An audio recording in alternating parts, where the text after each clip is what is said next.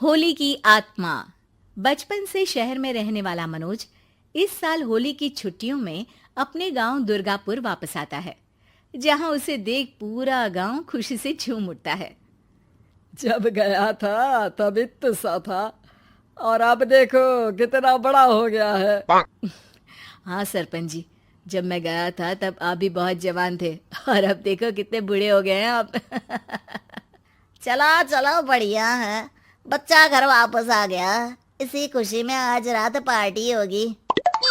क्या बात है, गांव में भी पार्टियां होने लगी। वैसे अगर पार्टी की बात है तो आज क्यों सीधा होली पार्टी करते हैं। होली पार्टी की बात सुन चहल पहल में अचानक सन्नाटा छा जाता है, जिसे देख मनोज को कुछ अजीब लगता है, लेकिन तभी सरपंच बात पलट देता है। अब बहुत देर हो गई, चलो सब अपने घर चलो, पार्टी के बारे में कल सोचेंगे। मनोज भी मम्मी पापा के साथ घर आ जाता है, पर होली पार्टी और उस पर पूरे गांव की खामोशी वाली बात अभी तक उसके जहन से निकलती नहीं। पापा, होली पार्टी की बात पर सब चुप क्यों हो गए थे? अरे होगी उनकी कोई अपनी बात। मुझे गांव की पंचायत ही थोड़ी पता है। थक गया हूँ, चलो सो जाते हैं, कल बात करते हैं। पापा की बात मानते हुए मनोज भी सोने चला जाता है। आज तो छुपा लिया, लेकिन हफ्ते बाद जब होली का दिन आएगा तब इसे कैसे रोकोगे? अगली सुबह सूरज के साथ ही मनोज भी गांव घूमने निकल जाता है, जिस पर रास्ते में उसे अपनी ही उम्र के कुछ लड़के भी मिलते हैं, जिनसे दोस्ती कर अब वो उनके साथ घूमने लगता है। इसी तरह कुछ दिन बीत जाते हैं और होली नजदीक आने लगती है। दोस्तों, होली में 4 दिन ही बचे हैं, पर गांव में उसकी कोई तैयारियां क्यों नहीं दिख रही? क्योंकि यहाँ होली नहीं मनाई जाती। अरे पर ऐसा क्यों? वो राजा भूषण। अरे तुम 4 दिन के लिए आए हो, क्या इतना सोच रहे हो? चलो कुछ खाने चलते हैं। इसी के साथ एक बार फिर होली की बात को टलते हुए देख मनोज को शक होने लगता है। वो घर पहुंचते ही इंटरनेट पर अपने गांव और राजा भूषण के बारे में जानकारी निकालने लगता है। क्या? मुझे आज तक ये नहीं पता था। ऐसा कैसे?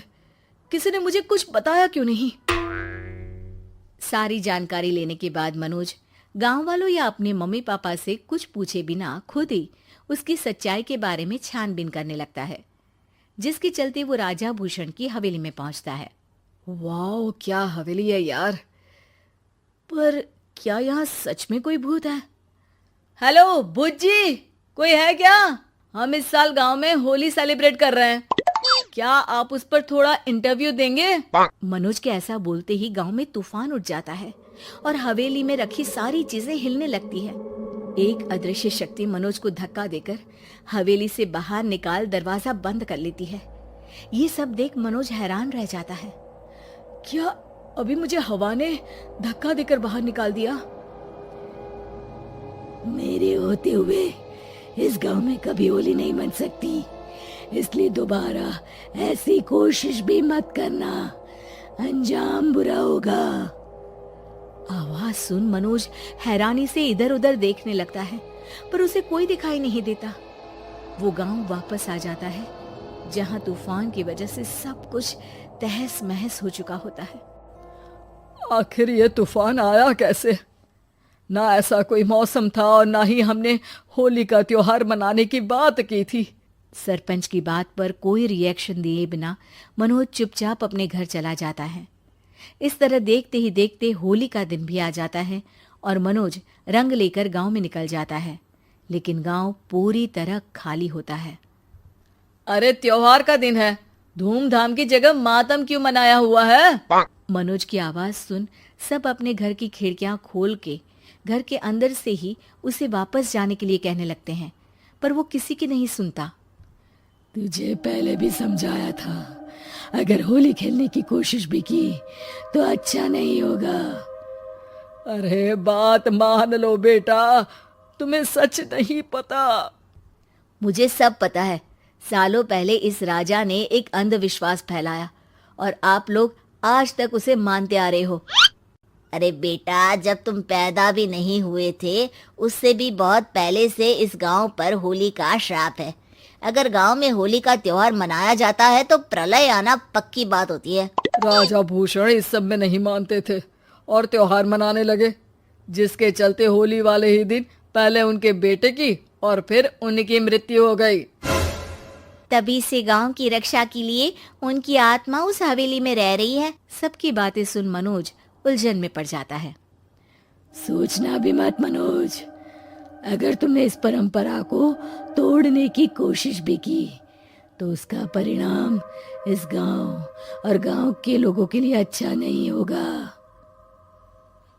मुझे भी यकीन नहीं हो रहा कि आप लोग एक बेतुकी बात को मानकर सालों से रंगों के त्योहार को मातम की तरह मनाते आ रहे हो।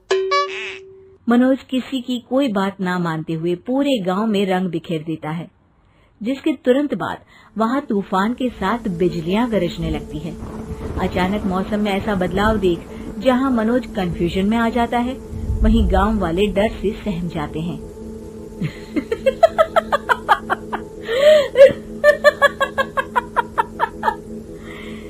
इस लड़के ने हमारे जैसे सिर्फ अपने स्वार्थ के लिए नहीं बल्कि पूरे गांव की खुशियों के लिए यहाँ होली मनाई है, जिस वजह से अब इस गांव पर होली का श्राप टूटता है।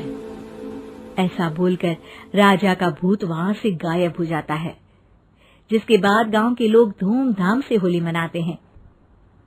खुशियों के रंग गांव में बिखरे ही होते हैं कि अगली सुबह अचानक मनोज कहीं गायब हो जाता है और एक बार फिर गांव में होली का नया राज